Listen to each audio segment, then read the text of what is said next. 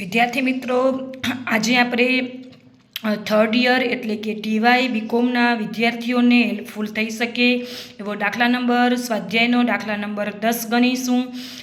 મૂડી બજેટનો દાખલો છે. તો વિદ્યાર્થી મિત્રો, દાખલા નંબર 10ની રકમ છે અર્નિસ લિમિટેડ 3,20,000નું રોકાણ એક ધંધામાં નીચે પ્રમાણે કરવેરા બાદ અને ઘસારા પહેલાંના અપેક્ષિત ચોખ્ખા રોકડ પ્રવાહને આધારે કરવાની તક આપે છે. વર્ષ આપેલા છે, ચોખ્ખો રોકડ પ્રવાહ આપેલો છે, આપણાને મૂડીની પડતર એટલે કે વટાવ પરિબળ 10% આપેલો છે. આપણે 3 પદ્ધતિથી દાખલો ગણવાનો છે: પરત આપ સમય, ચોખ્ખું વર્તમાન મૂલ્ય અને નફાકારકતાનો આંક. વિદ્યાર્થી મિત્રો, આપણાને દાખલામાં ચોખ્ખો રોકડ પ્રવાહ રેડી આપેલ છે, તો આપણે બીજી કોઈ વધારાની કોલમ ના બનાવતા ચોખ્ખો રોકડ પ્રવાહ રેડી લઈ લેશું. એટલે વર્ષ 1 થી 10 આપેલા હતા, ચોખ્ખો રોકડ પ્રવાહની રકમ આપેલી છે 1 થી 5 વર્ષ માટે 56,000, છઠ્ઠા વર્ષ માટે 64,000, ત્રીજા વર્ષ 7મા વર્ષ માટે 80,000, 8મા વર્ષ માટે 1,20,000, 9મા વર્ષ માટે 80,000 અને 10મા વર્ષ માટે 32,000. વિદ્યાર્થી મિત્રો, તમે રકમ જોઈ શકો છો. 1 થી 5 વર્ષ માટે 56,000 છે, છઠ્ઠા વર્ષથી 64, 80, 1,20,000, 80,000 અને 32,000. તો મેં એ રકમમાંથી રોકડ પ્રવાહ લખી નાખ્યો છે. વિદ્યાર્થી મિત્રો, તમે જોઈ શકો છો રકમ પ્રમાણે. હવે દાખલામાં આપણાને વટાવ પરિબળ રેડી આપેલ છે, તો આપણે વટાવ પરિબળ દાખલામાં 10%ના વટાવ પરિબળ રેડી આપેલો છે, તો આપણે એના પછીની કોલમ બનાવવાની. વટાવ પરિબળ, તમે વટાવ પરિબળ દાખલાની રકમમાં જોઈ શકો છો 0.909, 0.826, 0.751 જે આપણાને દાખલાની રકમમાં રેડી આપેલ છે. તો મેં લખી નાખ્યું છે 0.909, 0.826, 0.751. આવી રીતે તમારે વટાવ પરિબળ લખી નાખવાનું. હવે વિદ્યાર્થી મિત્રો, રોકડ પ્રવાહનું આપણે વર્તમાન મૂલ્ય ગણવાનું છે. તો રોકડ પ્રવાહનું વર્તમાન મૂલ્ય કઈ રીતે ગણવાનું ખાસ નોટ ડાઉન કરજો. કેલ્સી સાથે રાખવાની. 56,000 એટલે કે રોકડ પ્રવાહ ગુણ્યા વટાવ પરિબળ કરવાનું. એટલે 56,000 ગુણ્યા 0.909 એટલે 50,904, 56,000 ગુણ્યા 0.826 એટલે 46,256, 56,000 ગુણ્યા 0.751 એટલે 42,056, 56,000 ગુણ્યા 0.683 એટલે 38,248, 56,000 ગુણ્યા 0.621 એટલે 34,776, 64,000 ગુણ્યા 0.564 ગુણ્યા બરાબર 36,096. આવી રીતે 1,20,000 ગુણ્યા 0.467 એટલે 56,040, 80,000 ગુણ્યા 0.424 એટલે 33,920. આવી રીતે દરેક વર્ષના રોકડ પ્રવાહને વટાવ પરિબળ સાથે ગુણી નાખવાનું અને એનો આપણે સરવાળો કરી નાખશું. એટલે રોકડ પ્રવાહનું કુલ વર્તમાન મૂલ્ય, એ કોલમને આપણે કહી દેવાનું રોકડ પ્રવાહનું વર્તમાન મૂલ્ય. આપણી કોલમમાં શું બનશે? પહેલી કોલમ બનશે વર્ષ, બીજું તમને દાખલામાં રેડી આપેલ છે ચોખ્ખો રોકડ પ્રવાહ, ત્રીજી આપણાને વટાવ પરિબળ પણ રેડી આપેલું છે અને આપણે કોલમ બનાવવાની રોકડ પ્રવાહનું વર્તમાન મૂલ્ય. તો કઈ રીતે શોધવાનું? રોકડ પ્રવાહ ગુણ્યા વટાવ પરિબળ, એ બધાનો સરવાળો કરશું એટલે આપણને રોકડ પ્રવાહનું કુલ વર્તમાન મૂલ્ય મળી જશે 3,91,688. હવે વિદ્યાર્થી મિત્રો, આપણે રીતમાં કઈ રીતે કરવાનું છે? તો પરત આપ સમયની પદ્ધતિ વાપરવાની છે. મૂડી બજેટિંગના અભ્યાસમાં એટલે મૂડી બજેટિંગના ચેપ્ટરમાં પરત આપ સમયની પદ્ધતિ સૌથી સરળ પદ્ધતિ છે. એનું બીજું નામ છે રોકાણ પરત સમયની પદ્ધતિ અને એનું અંગ્રેજી નામ છે પે બેક પીરિયડ. સૌથી સરળ પદ્ધતિ કહી શકાય. તમારે મૂડી બજેટના 2 ભાગ પડે છે. એમાં જે પરત આપ સમય પદ્ધતિ રહી પહેલા પ્રકરણમાં આવી જાય છે. તો પરત આપ સમય પદ્ધતિનું સૂત્ર તો આવું છે કે રોકાણ માઇનસ રોકડ પ્રવાહનું મૂલ્ય. આમ તો ભાગાકાર કરવાનું હોય, પણ મેં સરળતા ખાતર બાદબાકી કરીને તમને શીખવાડ્યું છે. તો રોકડ પ્રવાહનું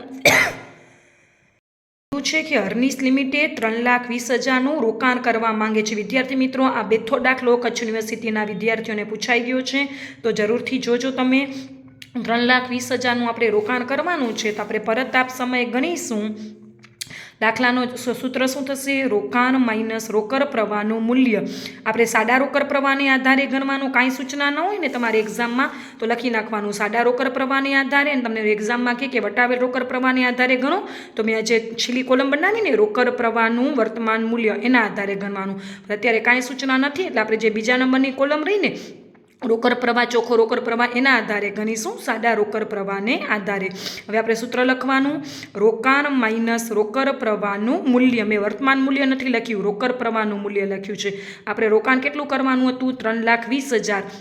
હવે દરેક વર્ષનો રોકડ પ્રવાહ માઇનસ કરવાનો. પહેલા વર્ષનો 56, બીજા વર્ષનો 56, ત્રીજા વર્ષનો 56, ચોથા વર્ષનો 56 ને પાંચમા વર્ષનો 56. જો 5 વર્ષનો રોકડ પ્રવાહનું મૂલ્ય રોકાણ જેટલું થઈ જાય તો આપણો પરત આપ સમય 5 વર્ષ કહેવાય. પણ તમે એનો સરવાળો કરશો ને તો 3,20,000, 5 વર્ષના રોકડ પ્રવાહનો સરવાળો કરશો ને તો 56,000 એમ 5 વાર સરવાળો કરશો ને તો 2,80,000 આવશે.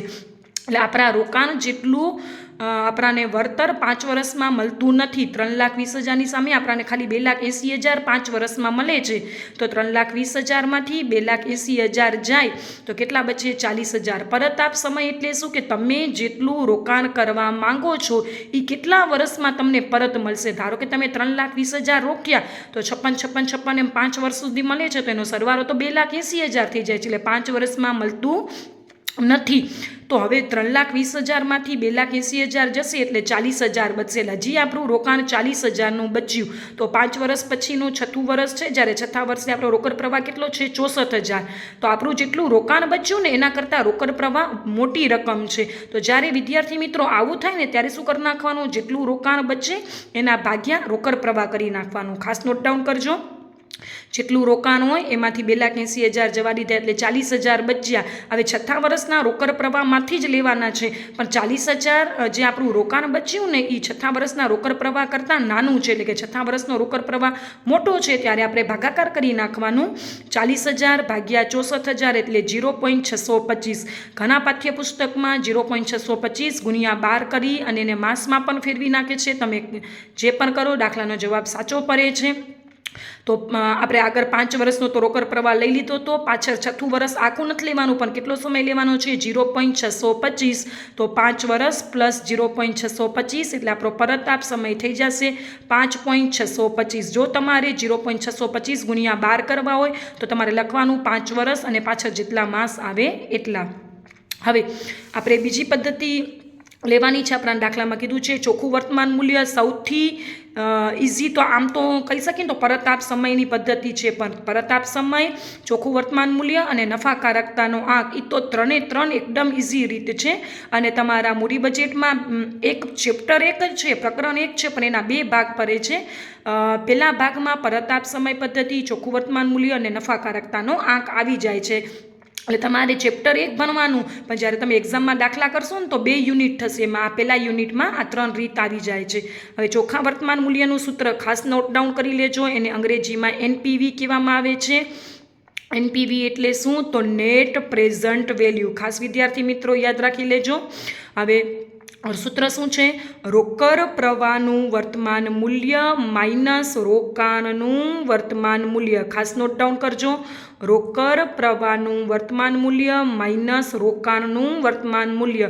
રોકડ પ્રવાહનું વર્તમાન મૂલ્ય એટલે આપણી જે છેલ્લી કોલમ આવી ને એ 3,91,688 માઇનસ રોકાણનું વર્તમાન મૂલ્ય એટલે દાખલામાં આપણને આપેલ હતું કે મૂડી રોકાણ કંપની આપણા દાખલામાં આપેલ છે કે મૂડી રોકાણ 3,20,000નું કરવા માંગે છે. તો આપણે લખી નાખવાનું માઇનસ 3,20,000 એટલે 3,91,688માંથી 3,20,000 જશે એટલે એનપીવી એટલે નેટ પ્રેઝન્ટ વેલ્યુ આપણી 71,688 આવશે.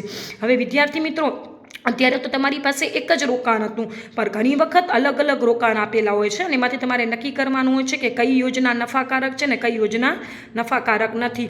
તો તમારે યાદ રાખવાનું એકથી વધુ યોજનાઓ આપેલ હોય તો જે યોજનાનો જવાબ ધનમાં આવે ને એ યોજના આપણે સ્વીકારવાની અને જે યોજનાનો જવાબ ઋણમાં આવે ને એનો આપણે અસ્વીકાર કરવાનો અથવા એ ઓછી નફાકારક છે.